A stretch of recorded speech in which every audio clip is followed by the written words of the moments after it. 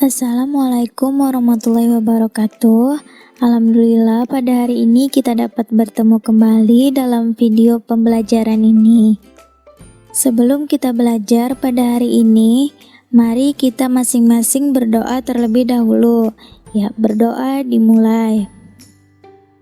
Bismillahirrahmanirrahim. Rabbi zidni ilman warzuqni fahma birahmatika ya arhamar rahimin. Amin. Nah, sekarang mari kita mulai pembelajarannya. Siapa yang tahu hari ini kita belajar materi apa?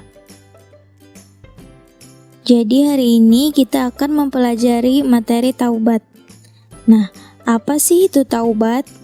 Mungkin dari kalian akan menjawab, taubat itu adalah kembali ke jalan Allah dan tidak kembali lagi ke jalan yang salah.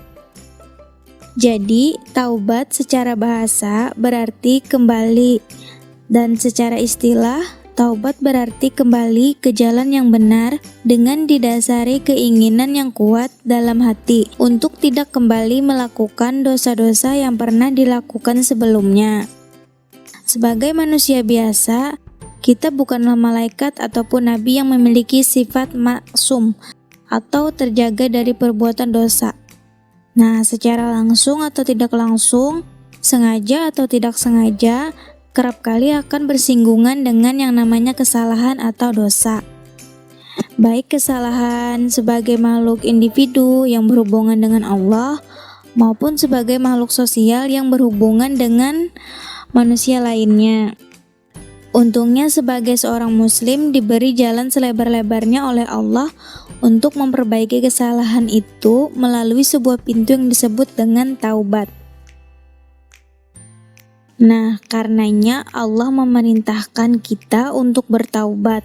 Dalam firman Allah di surah An-Nisa yang artinya sesungguhnya Allah tidak akan mengampuni dosa karena mempersekutukannya atau syirik, dan Dia mengampuni apa dosa yang selain syirik itu bagi siapa yang Dia kehendaki. Barang siapa mempersekutukan Allah, maka sungguh dia telah berbuat dosa yang besar. Quran surah An-Nisa ayat 48. Sudah jelas kan bahwa Allah itu Maha Pengampun, maka sudah seharusnya kita menyegerakan diri untuk bertaubat kepadanya dari segala dosa. Taubat dengan sebenar-benarnya, taubat atau semurni-murninya taubat yang biasa disebut dengan taubatan nasuha. Rasulullah SAW pernah bersabda yang artinya, "Hai manusia, bertaubatlah kepada Allah dan minta ampunan kepadanya. Sesungguhnya aku sendiri bertaubat dalam sehari 100 kali." Hadis riwayat Muslim. Kemudian materi selanjutnya jenis dan syarat taubat. Yang pertama, taubat menyangkut dosa terhadap Allah. Nah, Imam Nawawi mengatakan bahwa ada 3 syarat yang melaksanakan taubat yang wajib dilakukan oleh setiap muslim atas dosa yang dilakukan apabila maksiat itu diantara manusia dengan Allah dan tidak berhubungan dengan hak sesama manusia atau hakul adami. Nah, ada 3 syarat. Yang pertama, meninggalkan perilaku dosa itu sendiri. 2, menyesali perbuatan maksiat yang telah dilakukan. 3, berniat tidak melakukannya lagi. Yang kedua, taubat menyangkut dosa terhadap sesama manusia. Sedangkan jika dosa itu berhubungan dengan hak anak Adam atau sesama manusia, maka lebih lanjut Imam Nawawi menyebutkan ada 4 syarat, yaitu yang pertama, meninggalkan perilaku dosa itu sendiri. Yang kedua, menyesali perbuatan maksiat yang telah dilakukan. Yang ketiga, berniat tidak melakukannya lagi selamanya. Yang keempat, membebaskan diri dari hak manusia yang dizalimi dengan cara apabila menyangkut harta dengan cara mengembalikan harta tersebut. Yang kedua, apabila menyangkut non-materi seperti pernah memfitnah, menggunjing, dan lain-lain, maka hendaknya meminta maaf kepada yang bersangkutan.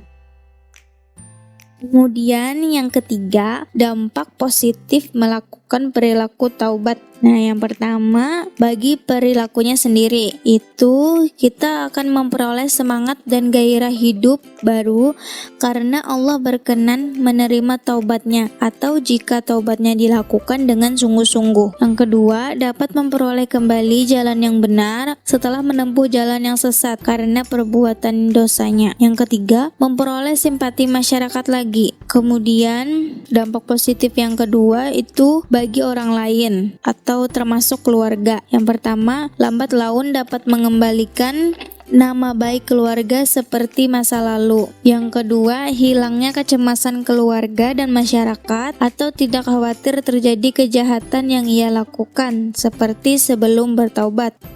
Kemudian yang keempat itu ada perilaku membiasakan diri bertaubat. Perilaku membiasakan diri bertaubat antara lain dengan sikap berikut ini. Yang pertama, tidak memandang remeh terhadap perbuatan dosa sekecil apapun. Yang kedua, berusaha menutup perbuatan dosanya dengan perbuatan baik sesuai kemampuan yang dimiliki. Kemudian memperbanyak bergaul dengan orang-orang saleh dan bersikap hati-hati dalam bergaul. Nah, itu tadi materi kita tentang taubat. Semoga kita bisa mengamalkannya dalam kehidupan kita sehari-hari dan kita menjadi orang yang lebih baik lagi dari sebelumnya.